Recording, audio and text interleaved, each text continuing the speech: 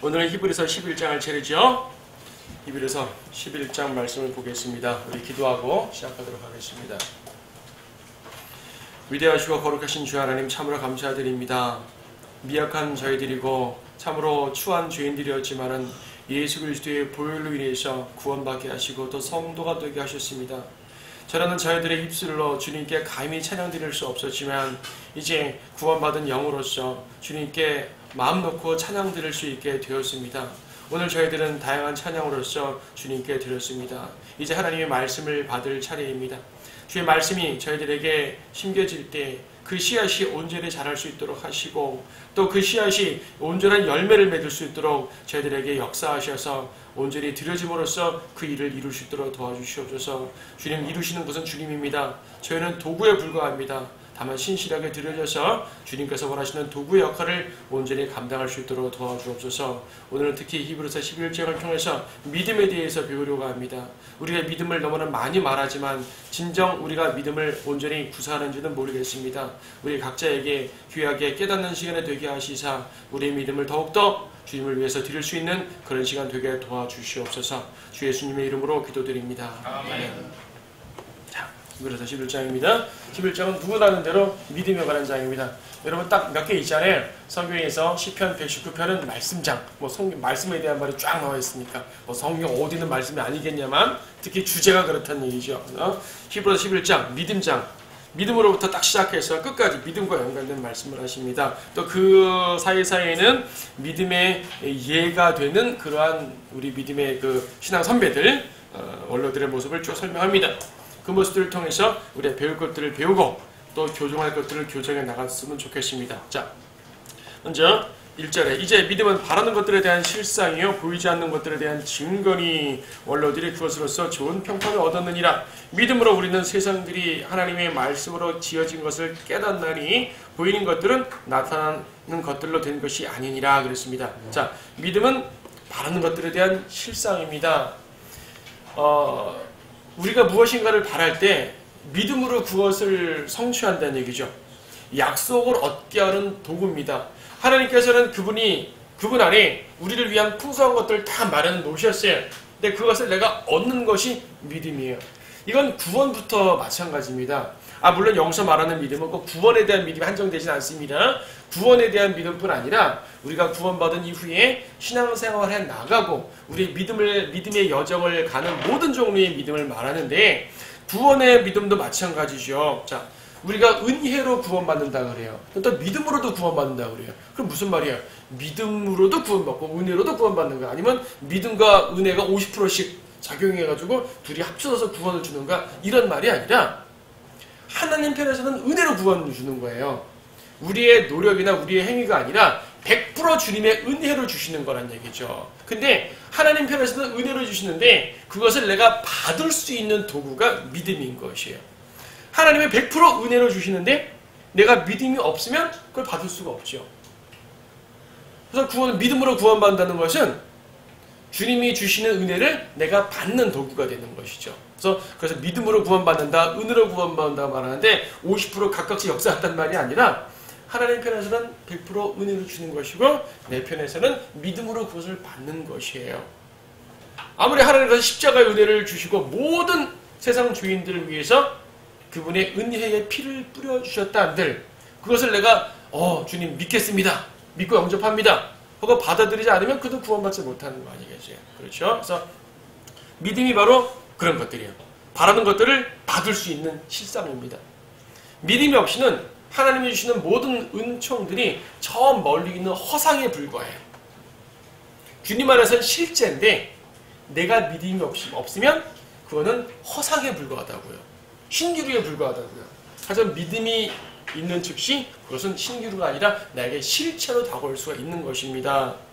보이지 않는 것들에 대한 증거라고 말씀하였습니다. 그래서요, 복음 있는 건 믿음이 아니에요. 복음 있는 것은. 여기서 복음 믿는다는 것은 그 물리적으로 시각만을 말하는 것이 아니라 성취된 것을 보고 믿으면 믿음이 아니라는 얘기죠. 성취된 것을. 우리가 이제 요한복음을 보게 되면 예수님이 초림 때 나타나셔서 나를 보고 믿으면 구원받는다 그랬어요. 보고 믿어? 그럼 진짜 믿음이 아니네? 그런 말이 아닙니다. 예수님을 당시 2000년 전 사람들이 갈릴리에서 혹은 유대에서 예수님을 봤어요. 하지만 그분이 메시아인 걸 몰랐잖아요. 은혜로운 말씀도 많이 주시고 백성들에게 많이 이렇게 치유도 해가시고 많은 걸 주셨지만 저분이 정말 왕일까? 이것은 믿음 있는 사람들이 깨닫는 것이죠. 저분이 구약에 예언하신 그 왕 맞아? 우리의 메시아 맞아? 이것은 믿음 있는 사람이 깨닫게 된 것이죠. 그래서 예수님이 나를 보고 믿어라 라고 말씀하셨을 때 보고 믿으니까 정말 진정한 믿음이 아니야? 이렇게 말하면 안 돼요.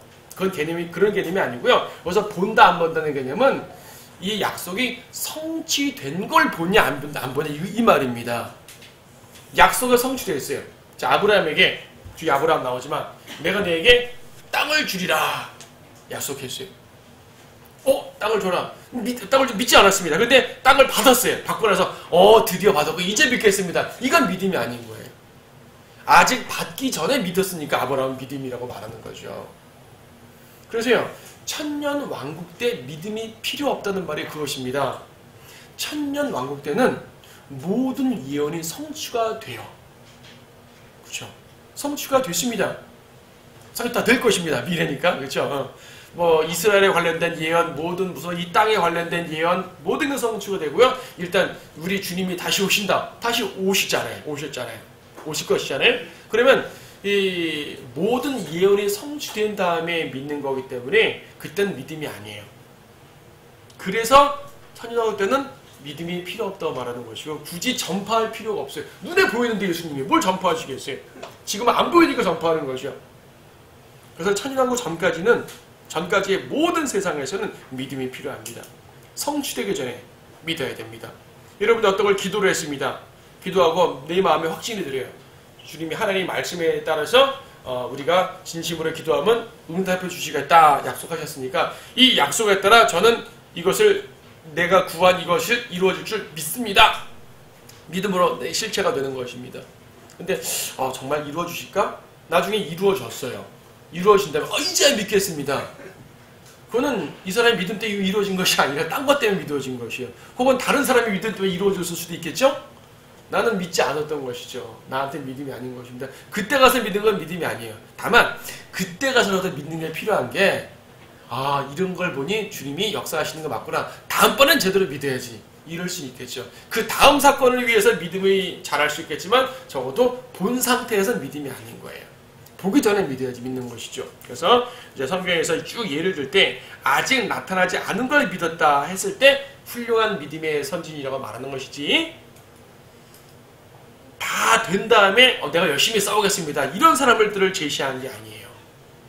자, 뒤에서 쭉 보겠지만 믿음은 보이지 않고 믿는 것. 그래서 1절, 2절이 바로 이제 그 믿음에 대한 정의를 딱 말하는 것이죠. 원로들이 이제 옛날 우리 믿음 선배들이 그 말이죠. 그것으로서 좋은 평판을 얻었느니라. 좋은 평판이란 말은 쉽게 말해 굿 리포트. 그렇죠? 리포트를 썼는데 거기 A학점 맞았단 말이에요. 쉽게 말해서. 아브라함 A학점 맞은 것이고요. 모세 A학점 맞은 것이고요. 그런 거죠. 여러분의 믿음이 주님 안에서 A학점을 받아야 되고요. 간혹 B학점 받을 수도 있지만 F학점 받으면 안 될 거 아니겠어요? 최상의 믿음을 추구하고 주님께 칭찬을 받으시기를 바랍니다. 3절에서 믿음으로 우리는 세상들이 하나님의 말씀으로 지어진 것을 깨닫느니 보이는 것들은 나타나는 것들로 된 것이 아니니라. 계속 보이는 것이 중요하지 않다고 보이지 않는 것이 중요하다는 말을 합니다. 보이지 않는 것을 믿어야 된다는 그 한 예로서 3절에서 창조를 말하는 것이죠. 세상의 창조 자체는 하나님의 말씀으로 되었습니다. 창조가 믿음으로 된 게 아니에요. 창조를 말씀드렸습니다. 근데 그 창조를 깨닫는 것은 믿음으로 되는 그런 얘기죠. 저는 창조를 보지 못했어요. 꽤 오래전 일이기 때문에 성경에서만 봅니다. 간혹 태양을 보고 달을 보고 저거는 자연적 된 게 아니라 누군가 만드신 걸 거야. 이렇게 하는 사람도 있겠지만 우리가 하나님을 믿는 믿음으로 보니까 다 주님을 찬양하는 자연계의 걸로 보이는 거지 주님을 믿지 않는 마음으로 태양과 달을 보게 되면 다 진화론 떠오를 거 아니겠어요? 빅뱅이 어쩌니 떠오를 거 아니겠어요? 우주론이 어쩌니 떠오르지 않겠어요? 근데 우리가 그것을 하나님께서 지으셨다는 것을 믿는 것, 그러니까 하나님께서 지으셨다는 것을 깨닫는 것, 창세기를 통해서 이것이 사실임을 깨닫는 것, 이건 믿음이라는 얘기입니다. 믿음으로써 그 사실을 받아들여요. 그러니까요, 여러분들이 믿든 안 믿든 그 사실 자체는 변하지 않아요. 내 믿음 때문에 저것이 사실이 되는 건 아닙니다. 분명히 하셔야 돼요. 사실이라는 것 자체는 하나님 안에서 딱 정해진 것입니다. 내가 믿든 안 믿든 소용없어요. 그럼 나한테 내 믿음이 뭐가 중요하냐? 그 사실이 나한테 실제적으로 다가오려면 믿음이 있어야 된다는 얘기죠. 믿음이 없이는 하나님께는 아무리 사실이어도 나한테는 허상에 불과하다는 얘기입니다. 굳이 창조만 그러겠냐고요. 믿음은 우리가 경험하지 않은 모든 것들을 알게 해주는 것인데, 창조도 그렇지만 구원도 마찬가지고요, 하늘나라도 마찬가지고요, 재림도 마찬가지입니다. 여러분은 십자가에 죽었다고 못 박혔다고 배웠습니다. 갈라디아서에 있는 말씀 따라서 여러분들은 구원받는 순간 십자가에 못 박혔다고 배웠어요. 성경이 그렇게 가르쳐 주셨습니다. 그런데 여러분들은 십자가에 실제적으로 못 박혀본 적이 없습니다. 근데 그 경험을 내 경험이 되려면 믿음으로 내 경험이 된다는 얘기예요. 믿음을 통해 내 경험이 되는 순간 나는 정말로 예수 그리스도의 십자가를 경험하며 살 수가 있어요. 예수님의 십자가는 이미 사실로서 드러났지만 그것을 내 것으로 가져오냐 안 가져오냐, 믿음을 통해서 내 것으로 가져와야지만이 여러분은 십자가에 못 박힌 삶을 실제적으로 누릴 수가 있게 되는 것입니다. 믿음은 이처럼 구원받는 것뿐 아니라 우리의 모든 신앙생활과 또 영적 축복에 관해지고 적용할 수가 있는 것입니다. 자, 4절부터 구체적으로 드러나죠. 믿음으로 아벨은 카인보다 더 나은 제사를 하나님께 드림으로써 의로운 자라고 증거를 받았으니 하나님께서 그의 예물들을 인정하심이라. 그가 죽었으나 믿음으로 아직 말하고 있느니라. 자, 아벨의 믿음이 등장합니다. 아벨. 여러분 창세기에서 보시죠. 창세기 4장에 나옵니다. 이 아벨은 피의 제사를 드렸고요. 카인은 자기의 소출로 제사를 드렸어요. 그렇죠? 자, 소출로 제사를 드리고, 어떻게 보게 되면은 카인은 자기의 노력, 자기의 피땀을 드린 거잖아요. 아벨은 자기가 기른 양 중에 사나, 괜찮은 양 고른 거예요, 그냥. 물론 목축업도 피땀이 없는 건 아니겠지만, 그러나 때로는 그냥 잘 자라는 놈들도 있단 말입니다. 잡아가지고 깨끗한 거 잡아가지고 드렸어요. 반면 카인은 자기가 1년 동안 수고하고, 몇 개월 동안 수고했는지 모르겠지만 수고하고 피땀 흘린 것을 가지고 정성스럽게 드렸습니다. 자, 정성으로 말하면은 카인의 재물도 가치 있다고 볼 수가 있죠. 그 당시를 안 살아봐서 모르지만 누가 더 정성했었는지 모르겠어요. 하지만 우리가 일반적으로 농사를 접으신 분은 알겠지만 농사가 얼마나 정성에 들어가는 줄 알 것입니다. 이거 하나님은 거절하셨어요. 아벨의 재물을 받았다고요. 그리고 하나님께서는 아벨을 복주시고 카인을 저주하셨네요. 하나님 잔인하시다. 알려주지도 않고, 그 미리 얹으려도 주시지, 하나도 알려주시지도 않고 피의 제물을 드렸다고 받아주시고, 땅의 소산을 드렸다고 저주하셔? 와, 심하시다. 이게 아니죠. 하나님께서 카인을 저주하신 순간은 땅의 제물을 드렸을 때 저주하지 않으셨습니다. 땅의 제물을 드렸을 때는 단지 받지 않으셨을 뿐이에요. 하나님이 카인을 저주하신 것은 카인이 아벨을 죽인 다음이에요. 카인이 아벨을 죽인 다음에는 하나님이 카인을 저주하셨습니다. 징계하신 것이, 심판하시는 것이요. 하지만 그전에는 심판하신 것이 아닙니다. 하나님이 알려주신 거죠. 내가 카인이면 저건 받고 안 받으시네. 왜 안 받으실까? 아무래도 피가 있어야 된다 보다. 아벨아, 양 한 마리 빌려다오. 오케이, 형님 하나 쓰십시오. 그러면 되는 거예요. 남의 거 빌려도 되나? 그런 규정은 없거든요. 주님은 피가 필요했던 것입니다. 몰랐잖아요. 그러니까 알려주시는 거죠. 카인은 그 사건을 통해 배웠으면 됩니다. 근데 배우지 않고 자기께 받아들이지 않았다는 것 때문에 분노하여서 동생을 죽이고 말았습니다. 여기에 문제가 되는 것이죠. 자, 죄는 거기부터 시작합니다. 그런데 그러면 아벨은 어떻게 피를 드렸을까? 모르죠. 하지만 히브리서의 말씀에 따르면 아벨은 믿음으로 그렇게 했다고 해요. 이것이 주님이 받아들여지는 거라고 믿었던 것이죠. 자, 예표적으로 말하면요, 카인의 재물은 인간의 노력입니다. 노력은 나쁜 것이 아니지만은 노력은 하나님께서 받아주시는 것이 아니에요. 반면 아벨이 드린 양의 피는 그분의 구속을 예표하죠. 내 노력이 아무리 열심히 했을지언정 그건 하나님께서 이루시는 것에 비해서는 아무것도 아닙니다. 인간의 노력과 하나님의 일, 하나님께서 어떤 걸 더 가치 있게 여기시겠습니까? 하나님께서 이루시는 것이죠.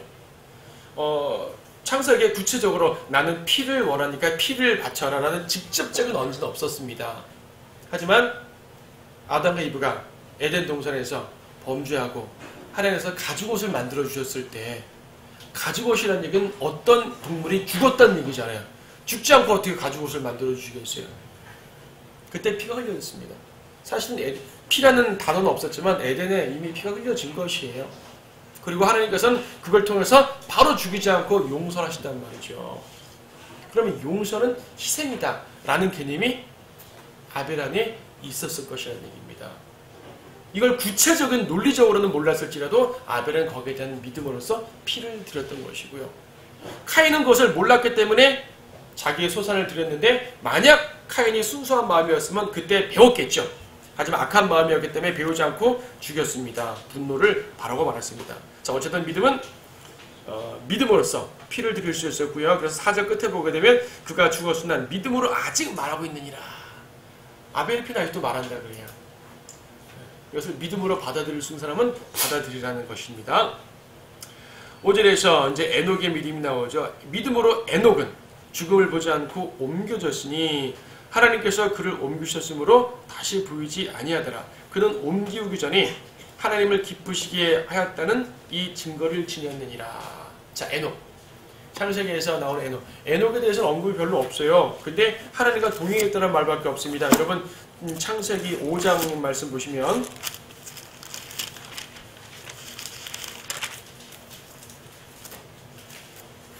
5장 어디에요? 23절이죠. 에녹의 모든 날들은 365년이었으며 에녹은 하나님과 동행하다가 없어졌더라. 이는 하나님께서 그를 가셨음이더라. 이 말밖에 없습니다.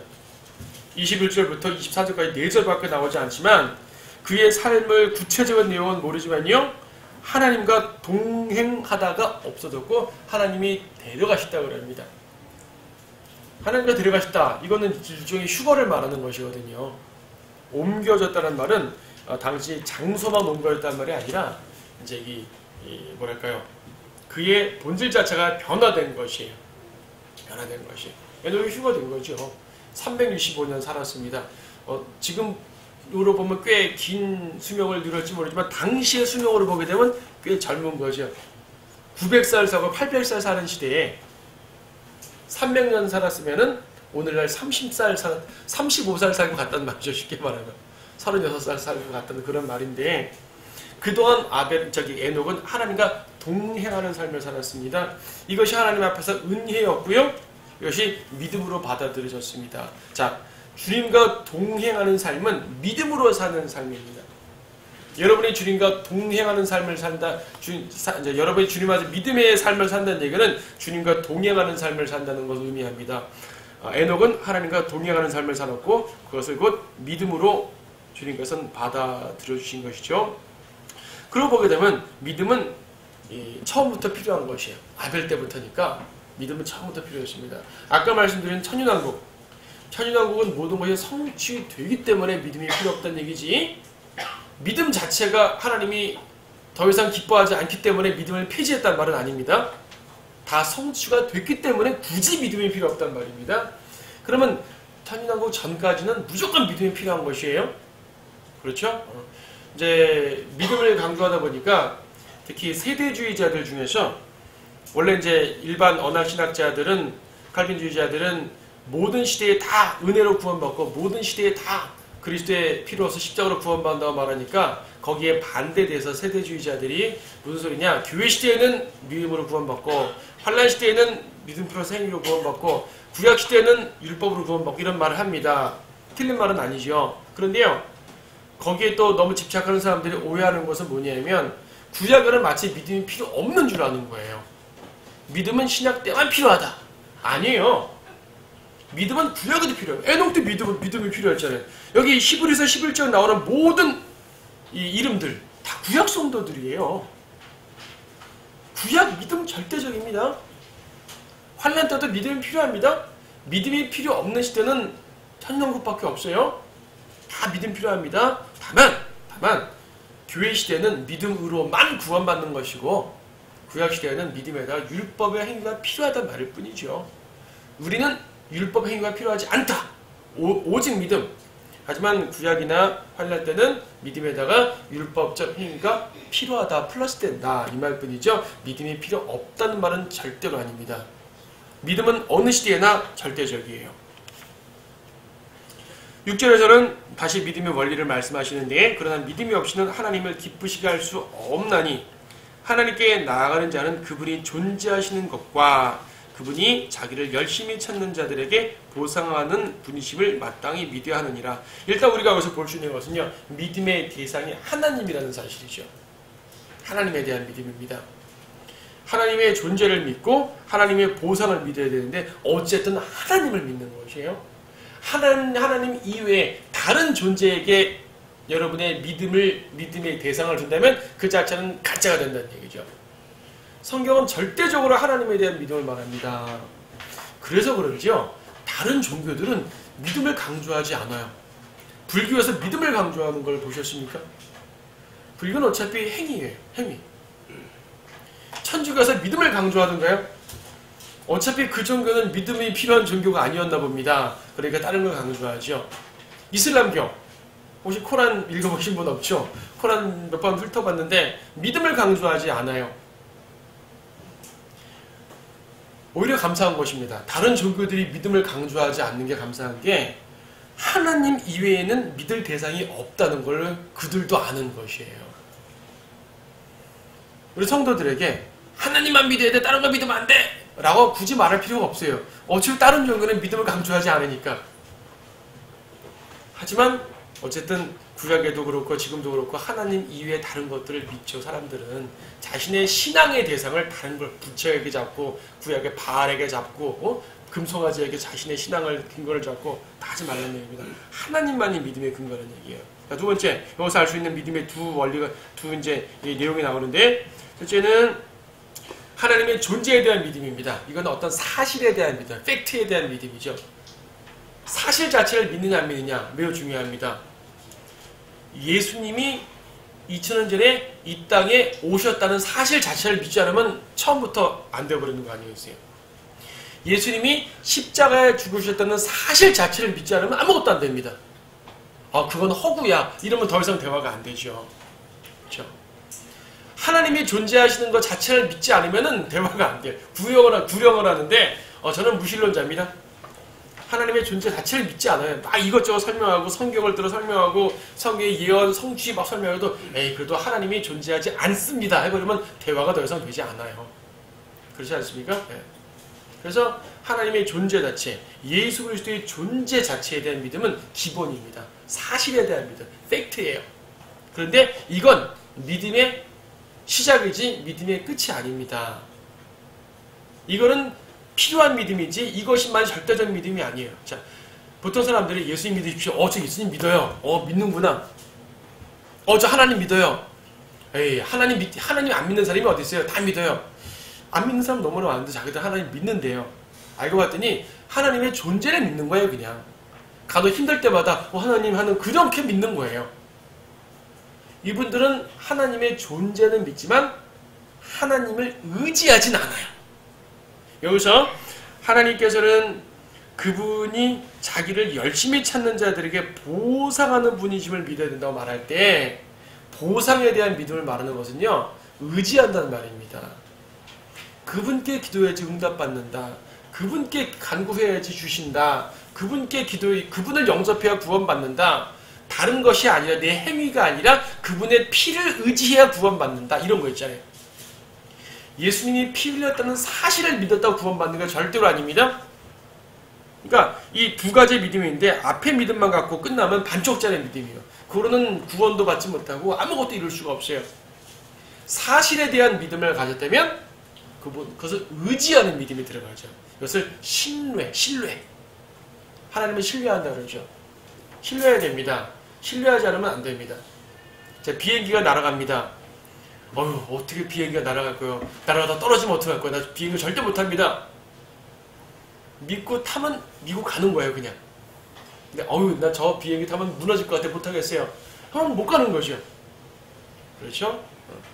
믿음은 신뢰하여서 나 자신을 기대는 게 믿음이에요. 구원받는 것도 마찬가지입니다. 십자가라는 사실을 믿는 것뿐만 아니라 십자가에 나를 다 기대는 거예요. 십자가 그늘에 나를 기대는 거죠. 십자가 그늘에 내 죄짐을 내려놓는 것이에요. 더 이상 행위를 의존하지 않고 십자가에서 낸 그 피를 의지하는 것이에요. 이걸 트러스트라고 합니다. 의지.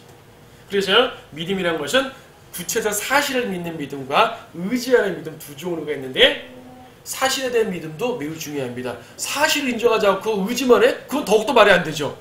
그건 허상을 의지한다는 말인데 그것도 말이 안 됩니다. 두 개가 모두 필요하나 하나로는 설 수 없습니다. 존재를 믿고 그 사실을 믿고 거기다 의지까지 해야지 진짜 믿음이 되는 것이에요. 구원에 대한 믿음도 마찬가지고요. 기도 응답에 대한 믿음, 영적 전쟁에 대한 믿음, 모든 종류의 믿음이 마찬가지입니다. 의지해야지 진짜 믿음이 됩니다. 자, 7절. 다시 이제 구체적인 예가 나와죠. 이거는 노아가 나옵니다. 믿음으로 노아는 아직 보지 못한 일들에 대해 하나님의 경고하심을 받고 두려움으로 행하여 방주를 예비함으로 자기 집안을 구원하였으니 그것을 통하여 세상을 정죄하고 믿음에 의한 의의 상속자가 되었느니라. 자, 노아는 두려움, 경고하심을 받고 두려움으로 행했답니다. 여기서 노아의 믿음도 역시 안 보이는 걸 믿은 것이에요. 하나님께서는 말씀하셨습니다. 비가 내린다 이거죠. 비가 내리고 온 세상을 멸망을 시키겠다고 말씀하셨습니다. 하나님이 말씀하셨어요. 그래서 노아에게 120년이라는 기간을 주면서 배를 짓게 하셨습니다. 자, 노아는 하나님의 말씀을 믿고 방주를 지었고요. 노아의 설교를 들었던 그 시대의 모든 사람들은 듣지 않고 믿지 않고 방주에 들어가지 않았죠. 방주에 짓는데 동참하지 않는 것까지는 괜찮아요. 들어가기만 하면 돼요. 노아의 사명은 방주를 짓는 것이지만 다른 사람들에게는 방주를 지으라는 명령하지 않았습니다. 물론 노아가 이제 그 인부들을 들여서 방주를 지었을지도 모르겠지만 다른 사람들에게는 방주를 지라고 명령하지 않았고 방주에 들어오라고 명령하셨습니다. 사람들은 적어도 믿었어야 되죠. 아, 비가 온단다. 하나님께서 비가 온다고 하시니까 그것은 분명히 이루어질 것이야. 일종의 예언에 대한 믿음 아니겠어요? 아, 어떻게 비가 올 수도 있어 라는 추측이 아니라 분명히 올 거야 이거죠. 하나님의 저주가 이 땅에 내릴 거야. 그럼 나는 그 사실을 들어가야 됩니다. 혹여 그 당시에 세상 죄인들이요 방주에 들어가기 전날까지 죄를 졌다 할지라도 방주에 들어가서 사는 거예요. 하나님께서는 죄 때문에 세상을 멸망시키려고 하시지만 죄에서 구원하는 방법은 그 죄를 다 씻어야 구원받는다고 하지 않으셨어요. 그냥 자기의 죄 있는 상태로 주님께 나오면 되는 거예요. 그럼 주님이 그걸 해결해 주시는 것이죠. 사람들은 내가 죄가 너무나 많아서 주님께 못 나가겠어요. 다 씻고 나갈게요. 주님 그런 말도 안 했단 말입니다. 당 노아 때의 사람들한테 그 죄를 회개하고 오라고 하지 않았어요. 그냥 방주에 들어오라고 했죠. 근데 안 들어갔단 말입니다. 자, 결과적으로 뭐죠? 비가 내리겠다라고 말씀하신 하나님의 말씀을 믿지 않은 거예요. 하나님의 예언을 믿지 않은 것이에요. 하나님의 약속을 믿지 않은 것이에요. 방주에 들어오면 산다라는 약속을 믿지 않은 거죠. 노아는 그것을 믿었고요. 방주를 짓기까지 했고요. 그렇게 했더니 어떻게 됐습니까? 믿음에 의한 의의 상속자가 되었는데 세상을 정죄했다고 말합니다. 세상의 정죄에 노아는 들어가지 않아. 자기는 그 정죄 속에 들어가지 않은 거죠. 오히려 노아가 세상을 정죄하고 믿음 있는 자가 된 것입니다. 자, 믿음은 이처럼 정죄나 심판에서 구출받게 하며 하나님의 은혜, 약속 가운데 들어가게 합니다. 8절부터는 아브라함이 나옵니다. 아브라함 얘기는 좀 길게 나옵니다. 8절부터 19절까지가 크게 아브라함인데 아브라함 얘기를 하면서 사라에 대한 얘기도 하고요. 또 그 가운데서 어떤 이제 아브라함과 사라를 벗어난 이러한 믿음을 가진 원칙에 대해서도 설명하고 있습니다. 자, 믿음으로 아브라함은 장차 유업으로 받을 땅으로 떠나라는 부름을 받았을 때 순종하여 어디로 가야 하는지도 모르면서 떠났다고 했습니다. 자, 여기서 아브라함의 믿음을 A학점이라고 말하는 이유가 이것이에요. 하나님께서 아브라함에게 칼디아 우르를 떠나라 라고 하셨을 때, 자, 내가 앞으로 이제 내 말 잘 들어. 너는 지금부터 떠나가지고 몇 킬로 동쪽, 몇 킬로 북쪽, 몇 킬로 서쪽으로 가게 되면 어디가 나올 거야. 그럼 거기서 며칠을 머무르고, 이렇게 구체적으로 알려주시지 않았어요. 지도를 쫙 펼쳐줘 보이면서, 자, 여기야, 여기까지 갈 텐데 갈 때까지 힘들 거야. 잘 견뎌. 이렇게 말씀하지 않으셨어요. 아브라함에게 떠나라. 어디요, 주님? 일단 떠나. 어디로 갈 줄 알아? 떠나죠. 내 손 잡고 가면 돼, 그냥. 이겁니다. 이것은 진짜 어린이의 믿음입니다. 부모가 어린이한테 오늘 어디 가자. 그러면 혹시 엄마가 나를 데리고 이상한 데 가는 거 아니야? 나를 팔아먹으려나? 이렇게 걱정하는 아이가 있을까요? 정상적인 가정 속의 아이라면 안 그러죠? 엄마 오늘 어디 가요? 좋은 데 가. 어디 좋은데? 따라오면 알아. 그럼 아이는 그냥 엄마 손 잡고 가는 거예요. 아이는 전철비가 없어요. 버스비도 없습니다. 이렇게 돈 가진 것도 없어요. 하지만 엄마 손만 잡으면 모든 게 해결되는 거예요. 그리고 어쨌든 좋은 데 간답니다. 그리고 정말 좋은 데 갔어요. 가보니까. 역시 나를 데리고 좋은 데 오셨구나. 고민하고 정말 좋은 데 가실까? 엄마가 차빈이 있으실까? 나한테 맛있는 거 사줄 수 있는, 점심 사줄 능력은 되실까? 이거 고민 안 한다는 얘기입니다. 이게 어린아이의 믿음입니다. 아브라함은 그런 믿음을 가진 것이고, 하나님은 아브라함에게 그것을 요구하신 것이에요. 그러니까 아브라함이 어디로 가는지도 모르고 따라갔죠. 네, 사실 여기서 나오지 않았지만요, 창세기에 보게 되면은 아브라함이 하나님 말씀을 100% 순종한 건 사실 아니에요. 하나님은 아브라함에게 그 땅과 친척과 가족을 다 떠나라 그랬는데, 아브라함은 가족과 함께 갔습니다. 물론 창세기 12장 보게 되면 테라가 죽은 다음에 아브라함이 또 드디어 본격적으로 따로 나오죠. 하지만 조카를 데리고 나왔어요. 물론 조카 같은 경우는 자기 칙솔이기 때문에 좀 다른 개념일 수 있습니다. 그러나 하나님께서는 아브라함에게 단독으로 나오라 그러는데 가족을 함께 나왔습니다. 이것은 이제 아브라함의 믿음이 100점이 아니라는 걸 보여줍니다. 그런데요, 창세기에서는 아브라함에 관련된 모든 걸 다 기록한 거예요. 성경은 어떤 사람을 기록할 때 위인이라고 해가지고 좋은 것만 미화시키는 것이 아니라 잘못한 것도 기록하잖아요. 그러니까 훌륭한 다윗이지만 다윗의 실책을 다 기록해 놨단 말입니다. 왜? 배우라고, 우리한테. 배우라고. 그런데요, 히브리서에서는 그런 거 다 없어요.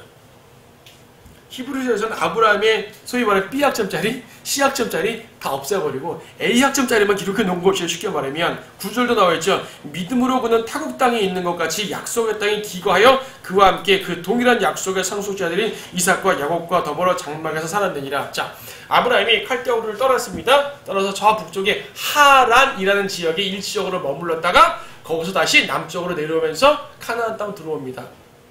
창세기 12장 보게 되면 아브라함이 카나안 땅 들어와서 세켐이라는 지역에 딱 들어가니까 하나님께서 바로 여기가 내가 너에게 줄 땅이야 라고 딱 선언하십니다. 아, 드디어 여기에 데려오시려고 나를 데려오셨구나. 좀 남쪽 가니까 베델이라는 곳이 나오죠. 그래서 세켐, 베델 하여튼 전부 다 카나안 땅 경내에 있는 땅이잖아요. 아브라함은 그 땅에 머물렀는데 하나님께서 아브라함에게 그 땅을 주시겠다 했으면 그 땅의 주인입니다. 하지만 아브라함 몇 명 있었어요, 지금? 아브라함, 사라, 아직 이삭도 태어나지 않았습니다. 조카 롯이 있었고요. 그 다음에 자기 식솔들, 종들이 있었죠. 기껏해 몇백 안 됩니다. 몇백 명 되지 않아요. 그 사람들이 카나안 땅 전체를 어떻게 지배합니까? 오히려 카나안 땅엔 이미 주인이 있었습니다. 그럼 뭐예요?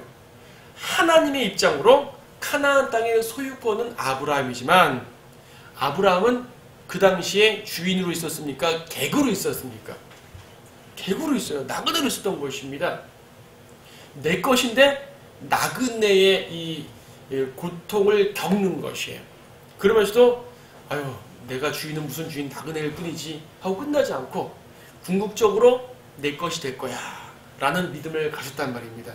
이것이 또 하나님께서 주신 믿음이에요. 그런데 지금 9절에 보니까 그 약속의 땅에 이삭과 야곱과 함께 살았다 그랬잖아요. 이 땅이 너에게 준 땅이야 라고 말씀하셨기 때문에 아직은 내가 부족하지만 궁극적으로 나에게 주실 것이야. 내 가족에게, 내 씨에게 주실 것이야 라는 믿음으로 떠나지 말아야 되는데 창세기 12장 보면 아브라함이 떠났습니다. 그 땅에 기근이 들자 남쪽 이집트로 떠나죠. 이집트로 가서 자기 아내 사라를 파라오에게 빼앗길 뻔한 일도 있었습니다. 물론 하나님은 섭리적으로 지켜주셔가지고 그렇게 되지는 않았지만 그럴 뻔한 일도 있었지요. 아브라함의 믿음의 행로에서 벗어난 길이었습니다. 분명히 어때요? 창세기에 보게 되면 약속의 땅에 충분히 기거하지 않고 믿음을 살짝 버리고 약속의 땅에서 벗어났죠? 근데 창세기 11장 9절에서 아니 히브리 11장 9절에서 뭐라 그럽니까? 그 땅에 기거했다고 나와 있습니다. 그러니까 창세기에서는 아브라함의 이야기를 다 쓴 것이에요. 잘했던 못했던 다 객관적으로 우리에게 배우라고. 하지만 히브리서에서는 못난 건 다 빼버리고 잘한 것만 기록해 놓으셨어요. 왜 그랬을까요? 은혜예요. 은혜의 관점으로 기록해 놓으신 것입니다. 우리도 마찬가지 아니겠어요? 우리가 지상 생애를 사는 동안에는 분명히 죄도 짓고 간증을 남기지 못하는 행동도 하고 정말 부족한 일 많이 합니다. 근데 일단 우리는 그리스도의 보혈로 올라갈 거 아니에요. 올라갈 때 주님께서 우리의 죄를 일일이 다 지적하면서 너 천국문 못 들어와 이러지 않으신단 말입니다. 무조건 받아들이는 것이에요. 물론 그리스도의 심판소에서 우리의 잘잘못에 대한 평가를 하시겠지만 자, 그리스도의 심판소도 다 지났어요. 어린 양 혼인식이 있습니다. 이때 여러분들이 지상에서 지었던 죄들, 그 누더기 같은 죄들을 다 가지고 혼인식에 들어갈까요? 그리스도의 신부는 정결한 신부인데 다 제거되는 것이에요. 신부로 맞는 딱 그 순간, 어린 양 혼인식. 신부로 맞는 그 순간에는 우리가 행했던 모든 죄의 잘못, 더러움, 추악함 싹 없어지고 하나님의 기억에서 없어져 버리시고요. 이렇게 잘한 것만 가지고 대우해 주시는 것입니다. 구원은 하나님의 은혜로 받지만요. 상급은 우리의 행위로 받습니다. 주님을 위해 섬긴 행위로 받습니다. 여러분이 주님을 위해 의롭게 행한 것들이 여러분의 신부의 장식들이 될 것이에요. 그런 것들이 됩니다. 히브리서 11장의 관점이 바로 그것입니다. 비록 잘못한 것이 많지만 그런 것들을 기억하지 않으시고 그분의 은혜 가운데서 잘한 것들만 기록해 놓으시는 그 히브리서 11장의 상태. 이것 역시 우리가 믿음으로 차지할 수 있는 것입니다. 그러니까 우리에게 주는 믿음으로 얻을 수 있는 것은요, 정말로 무궁무진한 것이에요. 단순하게 믿음으로 기도하니까 응답받았습니다. 이 차원이 아니란 얘기입니다. 여러분이 저 위에 올라가서 그리스도의 신부로서의 딱 모습을 등장할 때 그때 여러분의 믿음은 진짜 가치를 발휘할 것입니다. 지금보다 훨씬 더 많이. 히브리서 11장은 그러한 관점을 미리 보여주시는 것이죠. 10절에서 이는 그가 기초드리는 한 도성을 기다렸음이니 그것을 세우시고 만드신 분은 하나님이시니라. 기초드리는 도성, 쉽게 말해서 예루살렘이라는 도성을 기다리는데 물론 아브라함은 예루살렘이라는 구체적인 언급을 받은 적도 없고 아무것도 이제 없지만은 적어도 아브라함에게 내가 이 땅을 너에게 줄 거야 라고 말씀하시는 순간 이 땅에 하나님이 세우시는 위대한 왕국이 세워질 거라는 믿음을 가졌다는 얘기죠. 그의 믿음을 구체적으로 논리적으로 쓸 수는 없지만 그것을 히브리서 11장 10절에서는 한 도성을 말합니다. 이건 하늘 도성을 말하는 것이 아니에요. 하늘 도성을 말하는 것이 아니라 아브라함에게 약속하신 카나안 땅에 있는 그 민족 자체를 말하는 것이에요. 그 왕국 자체를 말하는 것이에요. 이 땅에 드디어 세우시겠구나. 나는 미약하지만 내 후손들을 통해 세우시겠구나. 그러므로 나는 이 땅을 떠나면 안 돼. 이 땅은 주님이 우리에게 주신 것이야. 그런 분깃이야. 라는 마음으로 그 땅에 나그네의 믿음으로 살았다는 얘기지요. 11절 사라 자신도 수태할 나이가 지났지만 믿음으로 씨를 잉태하는 힘을 받아 아이를 출산하였으니 이는 약속하신 분이 신실하신 줄로 여김이라. 사라도 그렇죠. 창세기 보게 되면 사라는 참 무섭거든요. 안 믿었단 말입니다. 하나님께서 내려오셔가지고 내년 이맘때 생명의 때를 따라서 내 안에 사라가 아이를 낳으리라. 장막뒤에서 사라가 듣고 에이 무슨 내가 애를 낳아요. 웃었단 말입니다. 안 믿었던 것이에요. 근데 여기 믿었다 그러잖아요. 성경의 모순입니까? 아니죠. 사라가 처음에 안 믿었었다가 하나님의 책만 먹고 드디어 믿게 된 것이에요. 근데 히브리서에서는 안 믿었단 말은 빼버리고 믿었단 말만 기록해 놓으신 것이에요. 하나님의 은혜죠. 어쨌든 나았습니다. 12절 그러므로 죽은 자와 같이 된 한 사람으로 인하여 하늘의 수많은 별과 해변에 헤아릴 수 없는 모래와 같은 많은 사람이 생육하였느니라. 이 모든 것들이 아브라함과 사라의 믿음 때문에 됐단 말입니다. 이들은 모두 믿음 안에서 죽었으나 모두가 그 약속들을 받은 것은 아니로되 멀리서 그것들을 보았고 확신하여 소중히 간직하였으며 또 이 땅 위에서 타국인이여 순례자로 고백하느니라. 아브라함과 사라가 창세기 우여곡절이 많죠. 하지만은 결과적으로 이들의 믿음 때문에 이렇게 수많은 별과 해변의 모래처럼 많은 사람이 태어났습니다. 그 자손들이 태어났습니다. 아브라함과 사라는 미래에 될 것만 믿었지 아직 눈으로 본 것은 이삭 한 명 태어난 거예요. 그냥 이스마엘 태어났지만 이스마엘도 내쫓아버렸죠. 하나님께서 아브라함을 불러서 하늘의 별을 보게 하셨습니다. 네 시호가 저렇게 많을 것이야. 여러분 지금도 시골에서 밤하늘 별 보면 꽤 많은데 이 당시에 공기 오염이 안 됐던 이 시대에 얼마나 별이 많이 보였겠습니까? 저들처럼 많아질 것이야 라고 했을 때 아브라함은 그것을 믿었다 그래요. 그 믿음 때문에 이렇게 되었다는 것이죠. 자, 오늘 여기까지 보도록 하겠습니다. 어쨌든 여러분들은 믿음이라는 것이 단순하게 기도하면 믿음으로 기도하면 응답된다 이 정도 차원이 아니라는 것.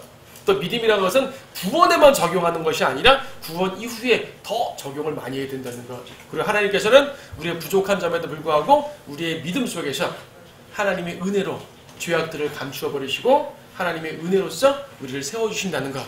그런 모든 것들을 볼 수 있었습니다. 자, 그러한 믿음으로 이번 한 주도 승리하시기 바랍니다. 기도하시겠습니다. 거룩하시고 자비가 풍성하신 주 하나님 감사합니다. 하나님께서 성도들에게 베푸시는 그 귀한 은혜와 자비가 얼마나 큰지요.